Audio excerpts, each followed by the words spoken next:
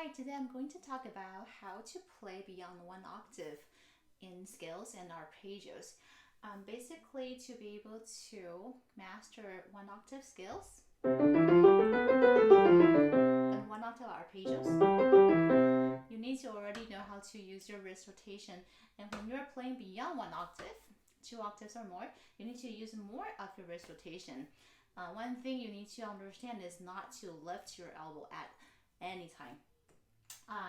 Your elbow should be like, I would tell my students, imagine there is an invisible ice, surface of ice underneath your elbow, and ice is slippery, right? So you're sliding your elbows this way and back this way. So you're sliding your elbow horizontally out and in.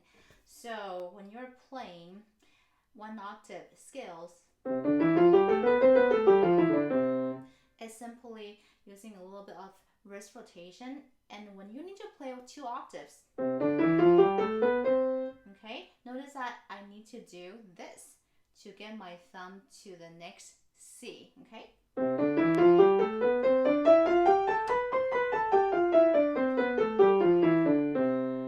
Okay, so I need to be able to get my thumb under my hand to the next C.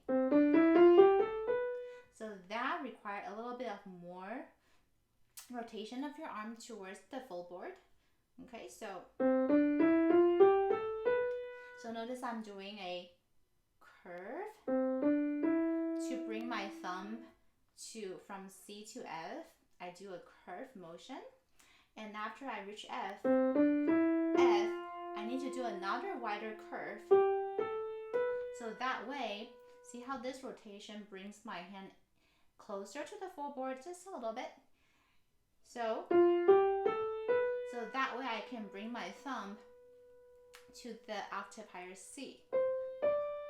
So a smaller curve, and then now I can do it on autopilot until I reach a C. And back, it's easier for right hand. And after that, you just need to wave a goodbye to all the notes. Waving goodbye, wave. So here I like to tell my younger students I'm doing a teleport. Teleport. So see how my finger 4 is landing on B before I play it. And then see another waving goodbye. So again, teleport, another one. Okay, so I'm going to use my left hand to demonstrate because this angle it might work better with my left hand. So for 1 octave, C major. For 2 octaves. So right hand and left hand, they're the kind of like a mirror image of each other. So when you go up, it's waving goodbye, waving. See, you're waving goodbye to the previous notes, and your finger 3 is teleported to A. And then teleported to D. Do you see how my finger 4 is on D? Teleport to A. And now here is a curve. This is like a circle, half circle of my wrist rotating towards the left and closer to the keyboard, to the piano lid, okay? To the full board. And then it's on G, another rotation. Rotation 1, rotation, and then autopilot, okay? So rotation 1, rotation 2, rotation 1, and then autopilot. So remember to do rotation instead of raising your elbows. A lot of kids, they like to do this. Okay, so do not do that. As I mentioned before, imagine there is a invisible something slippery. I like to tell them is ice surface underneath. Invisible ice, you can slide your elbows out and in. Okay, so piano should be really ergonomic. And arpeggios. Okay, so notice when I do the first octave, okay, I do a wider rotation because it's 2 skips plus a fourth. So yeah, wider intervals between each note. So wider, So wider turn of your wrist too. So 1, 2, 3. So, and for students with smaller hands, they can do this. 1, 2, 3. See how my wrist is traveling closer to the full board again. And then I'm sliding my finger through a little bit, just a little bit, and then land on C. So 1, 2, 3 slide.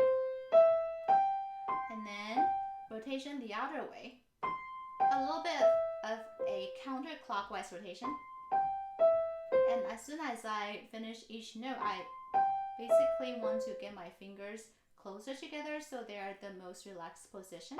And then waving all the notes goodbye. Okay, so waving them together. Okay, one more time. So rotation. And then waving them goodbye. So you can rotate your wrists and land on G. Okay, so rotation, wave, and my finger three is already on G and I play. Okay, again, rotation.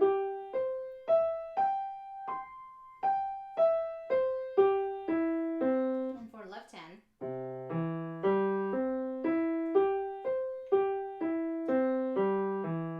So when I go up, I kind of do this way of a rotation. So remember I said right and left hand, they're opposite of each other. So for left hand, when I go up, I do this rotation and waving them goodbye. So see how my finger 4 is landing on E before I drop the finger down. And then rotation this way.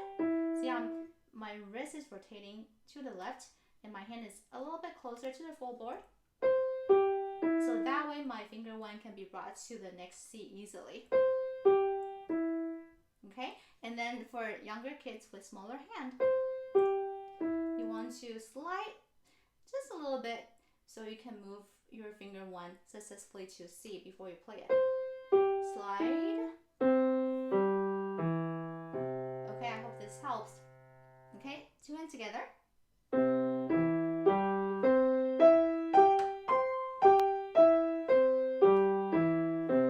And 2 hands, 2 octave scales. Okay,